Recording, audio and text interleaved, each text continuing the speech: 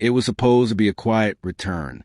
After 2 weeks away on a long-planned trip, I was eager to get back to the wide, open fields of my ranch. The land had always been my sanctuary. I had poured years of sweat into maintaining it, from repairing old fences to caring for the livestock that gave the property life. This was my escape from the world, a slice of freedom carved out of hard work. Yet, as my truck rolled down the gravel driveway, I instantly felt that something was wrong. There was a cluster of cars lined up along the roadside, strange vehicles I didn't recognize. Banners were flapping against the wind, and a group of people were gathered on my property as if it were some sort of fairground. At first, I thought I had stumbled into an event hosted by neighbors, maybe something harmless like a community gathering. But as I got closer, the sight became clearer and the shock hit me. Tables were set up with documents. A podium had been erected in front of the barn, and several people stood holding numbered paddles. It wasn't a party. It was an auction. My heart sank as I realized what was happening.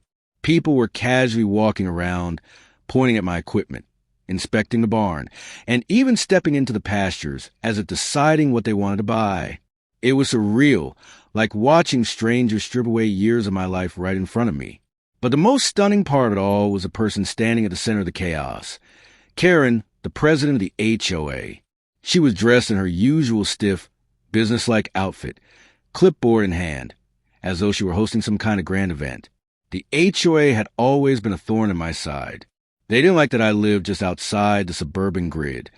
Claiming my ranch somehow fell under their jurisdiction because of boundary lines. Over the years, Karen had complained about everything, my livestock, the fencing, even the color of my barn roof. Every letter she sent carried a threat, and every knock on my door was another attempt to chip away at my independence. I had ignored most of it, convinced that the HOA couldn't touch land that was rightfully mine. But now, standing in front of this scene, I realized she had taken things further than I ever imagined. As I pulled the truck closer, heads began to turn. People whispered, pointing in my direction. I could feel the tension building, the way vultures scatter when someone intrudes. Karen froze when she spotted me. For a moment, she looked caught off guard, but then her composure returned. She raised her phone, and with deliberate intent, I saw her dial. Seconds later, I understood the magnitude of what she was doing. Karen was calling 911. The absurdity of it nearly left me speechless. She was standing on my land, hosting an illegal auction of my property, and somehow she had the audacity to treat me like the intruder. Within moments, sirens wailed in the distance. The crowd seemed uneasy, shuffling back and forth, uncertain of what was about to happen.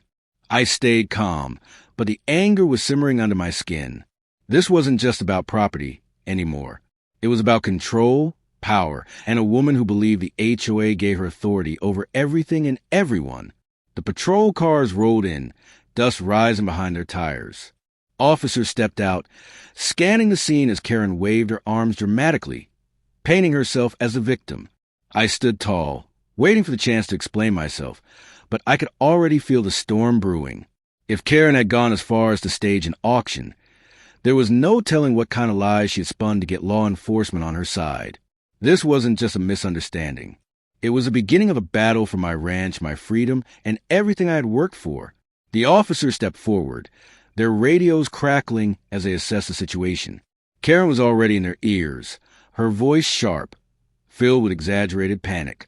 She gestured wildly at me, claiming that I had broken onto community property and was threatening the safety of the neighborhood. It was almost laughable, except that every word she spoke carried weight in the eyes of the officers who had been summoned to what they believed was an emergency. The crowd that had gathered for the auction shifted nervously. Some people lowered their paddles and slipped away quietly, not wanting to be caught in the middle of what was quickly unraveling into chaos. But others lingered, clearly curious to see how far the spectacle would go. A few even seemed to believe Karen's story, staring at me as if I were some sort of trespasser on my own land. I stood firm, refusing to flinch under the growing pressure. When the officers finally turned their attention to me, I laid out the facts. The ranch was legally mine, deeded to me long before the HOA had even been established. Karen had no authority here. I explained how I had been away on a trip, only to return to find strangers picking through my property as though it were up for sale. The words were steady, but inside, I was seething. The officers exchanged uncertain glances. They weren't sure who to believe yet. On one hand, they had an HOA president waving documents and claiming jurisdiction. On the other, they had me, the rightful owner, standing on land I had worked tirelessly to maintain. The truth was obvious, but Karen's confidence made it difficult for outsiders to see through the act.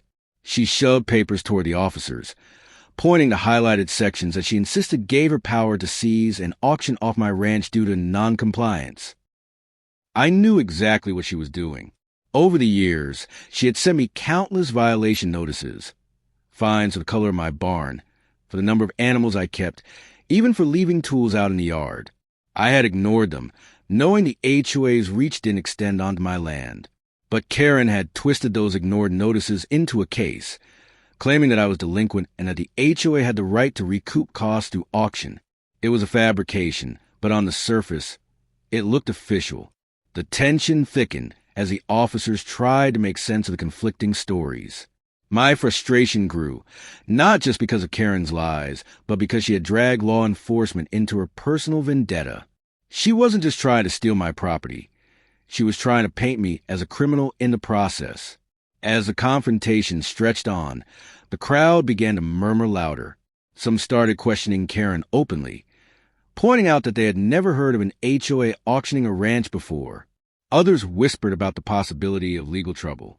Karen's polished facade was beginning to crack, but she wasn't backing down.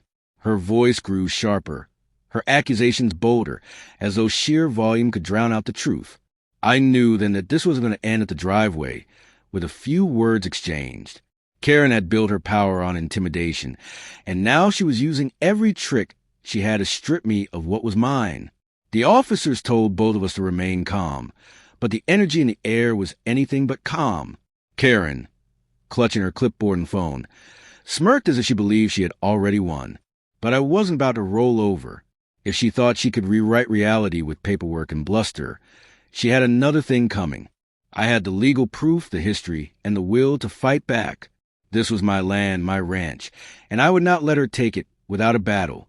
As the sun began to dip behind the horizon, casting long shadows across the fields, the officers made it clear that the matter couldn't be settled on the spot. They would need to review the claims, the documents, and the evidence. The auction, however, was ordered to stop immediately until ownership was clarified. The crowd began dispersing, some frustrated at the wasted afternoon, others relieved to escape the drama. Karen shot me one last glare as she packed up her things, whispering something under her breath before storming off. I knew this wasn't the end. She would come back harder, more determined, and more cunning. And when she did, the real fight would begin. The following days proved just how far Karen was willing to go. Flyers appeared in mailboxes claiming my ranch was already forfeited, warning neighbors not to associate with a violator. HOA board members, most of them under Karen's thumb, began showing up near my property, taking photos and scribbling notes. It was harassment dressed up as procedure. I stayed focused, gathering every deed, record, and legal document that proved the ranch was mine. The more evidence I compiled, the more desperate Karen became. She filed complaints with the county, insisting my livestock were a hazard. She tried to push code enforcement to act against me. Even strangers began driving by slowly, lured by Karen's rumors of an upcoming auction. But her campaign was backfiring. Neighbors who had once stayed silent began questioning her authority. Some admitted they had never seen an HOA push so hard against a single homeowner. Whispers grew louder. Maybe Karen wasn't protecting the community at all. Maybe she was abusing her power. I knew then the fight had shifted. This was no longer just about me reclaiming my ranch. It was about exposing Karen, tearing away the illusion of control she had wrapped around everyone. And soon, her web of lies would begin to unravel. The day of reckoning came sooner than anyone expected. Karen, desperate to regain control, scheduled a final community meeting at the clubhouse.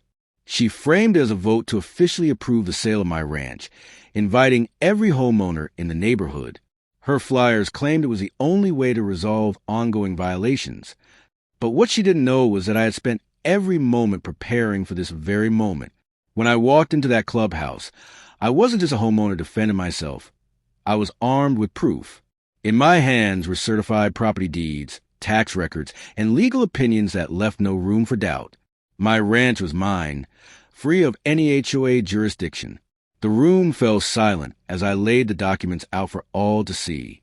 Karen tried to interrupt, her voice sharp, insisting that I was twisting facts. But for the first time, the neighbors didn't immediately side with her. They had seen her tactics unravel over the past few weeks. They had felt the weight of her intimidation. Now, they listened carefully as I explained how she had staged an illegal auction, spread false information, and wasted everyone's time. The turning point came when one of the officers from that chaotic day at my driveway showed up with an official statement. The county records confirmed everything I had said. My ranch was outside the HOA's authority. Karen had overstepped in ways that bordered on criminal. Her so-called violations were nothing more than personal grievances wrapped in official-looking paper. The room erupted, not with applause,